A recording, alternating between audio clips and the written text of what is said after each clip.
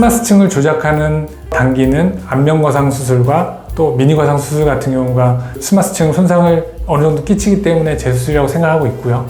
또 추가로 귀뒤사각턱이라고 부르는데, 요즘에는 주로 윤곽 수술을 입 안 절개로 해서 진행을 하지만 귀 쪽, 뒤쪽을 절개를 해서 사각턱 수술을 하시는 경우가 있는데, 이런 경우에는 귀뒤 절개를 해서 이 스마스층을 뚫고 윤곽 수술을 하는 경우이기 때문에 스마스층 손상이 생각보다 심합니다. 이런 경우는 꼭 저한테 알려주셔야만 수술 결과를 제가 예상을 하고 잘 낼 수 있습니다. 그리고 또 아까 앞에서 설명드렸지만 스마스층과 피부층을 울퉁불퉁하게 만들고 피부 두께와 스마스층 두께를 일정하지 않게 만드는 요인 중에 하나인 지방이식 수술 또는 지방 흡입 수술, 이런 경우도 어느 정도의 스마스층 손상을 끼치기 때문에 재수술이라고 생각하고 있습니다. 시술 중에는 실리프팅이 스마스층을 손상을 많이 시킨다고 생각하고 있습니다.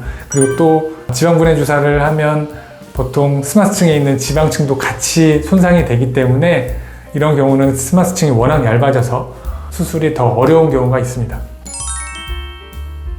실리프팅 같은 경우에는 피부층이나 스마스층에 손상을 그래도 많이 끼치지 않기 때문에 환자분께서 안면거상을 하셔야겠다라고 하는 시점에 수술이 가능할 것 같고요. 안면거상이나 미니거상 같은 경우에는 스마스층과 피부층이 어느 정도의 박리가 진행이 되기 때문에 흉살이 생기고 흉살이 안정화되는 시기가 있고, 특히 안면거상 같은 경우에는 피부층을 어느 정도 절제해내기 때문에 피부층의 여유분이 어느 정도 다시 생기는 시기가 필요하기 때문에 최소 1년 정도는 있어야만 수술이 가능할 것 같습니다. 안면거상 수술 같은 경우에는 1년이 지났어도 피부층에 여유가 없다면 안면거상 수술이 힘들 수 있습니다. 이게 아까도 얘기했던 가장 어려운 건데요. 피부를 억지로 바짝 세게 당기고 끝나는 게 아니라 대부분 당겨서 그 남는 피부를 다 절제해서 버려버렸기 때문에 피부층에 여유가 없을 것이고, 이런 경우에는 안타깝지만 수술이 쉬운 케이스는 아닐 것 같습니다. 그렇지만 피부만 만약에 그렇게 과하게 당겼다라면 한번 해볼만 할 수 있는 게, 스마스층을 그 이상으로 충분히 박리하고 많이 당긴다면 피부층도 딸려오기 때문에 어느 정도의 개선이 가능할 것 같습니다. 이전 수술이 어떻게 되어 있고 지금 재수술이 필요한 이유가 어떤 것인지에 따라서 다릅니다. 첫 번째 수술 방법이 스마스층 박리를 많이 안 하고 또 피부층과 스마스층의 유착이 심하지 않은 경우에는 듀얼 플레인으로 하기도 하고요.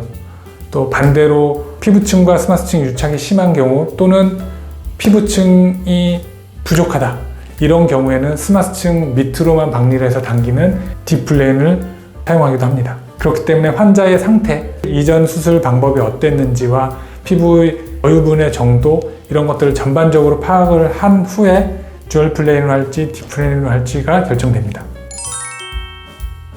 첫 번째 수술의 경우에는 피부의 상태, 또 이주의 모양, 또 브렛나루의 모양 위치에 따라서 절개선을 결정하게 되는데요. 재수술의 경우에는 저는 대부분 이전 수술 라인을 그대로 따라하는 경우가 많습니다. 그 이유는 첫 번째로는 흉터를 추가적으로 만들지 않기 위해서이고요. 두 번째로는 이전 라인대로 따라서 하고 피부를 당겨서 그 흉터를 제거하기 위함입니다. 그렇지만 이전 흉터 라인이 제가 추구하는 수술 방법 방향과 좀 많이 다르다면 어쩔 수 없이 추가적으로 절개선을 내기도 합니다.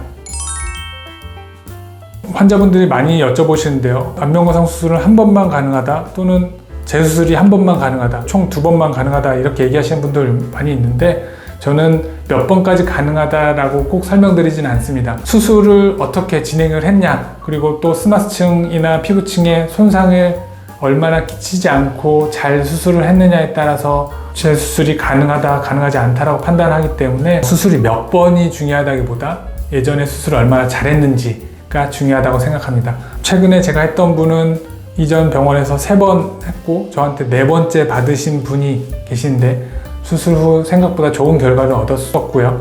또 반대로 안면거상은 한 번도 하지 않았고 주로 시술로 얼굴 관리를 했었는데 지방 흡입이나 이식, 또 지방분해 주사, 이런 것들로만 관리를 하신 분들 중에 안면거상을 하려고 봤을 때 오히려 스마스층 손상이 많아서 안면거상 수술이 어려운 케이스도 있었습니다. 정리하자면 어떤 분들은 시술만 했는데도 스마스층 손상이 많아서 안면거상 수술이 힘드신 케이스도 있고요. 또 반대로 스마스층이 튼튼하다. 안면거상 수술을 했는데 스마스층이 짱짱하고 튼튼하게 잘 남아있다면 여러 번 수술도 가능하기도 합니다. 무조건 재수술이라고 해서 흉터가 크게 남지는 않습니다. 흉터라는 거는 첫 번째 살성이 제일 중요하고요. 본인의 살성이 얼마나 흉터가 잘 남는 체질이냐 이런 것들이 중요하고요. 두 번째는 피부 장력입니다. 당연한 얘기지만 재수술인 경우에는 피부가 더 부족한 경우가 많기 때문에 첫 번째보다는 흉터가 더 안 좋을 수는 있습니다. 그렇지만 스마스층을 잘 당기고 피부층을 적당히 잘 당긴다면 첫 번째와 비슷한 정도의 흉터로 남길 수도 있습니다. 안면거상 재수술의 경우에는 피부층 손상이 많이 되어 있는 경우가 있고 또 스마스층 유착이 심한 경우가 많습니다. 이런 경우에는 당연하지만 피부층과 스마스층 방류를 섬세하게 해야 되고 또 스마스층 손상이 있는 경우에는 어느 정도의 복원까지도 고려하면서 수술을 진행해야만 됩니다. 그렇기 때문에 수술 경험이 풍부한 의료진과 충분한 상담을 진행한 후에 수술을 진행하셔야 만족스러운 결과를 얻을 수 있습니다. 오늘 영상도 시청해 주셔서 감사합니다.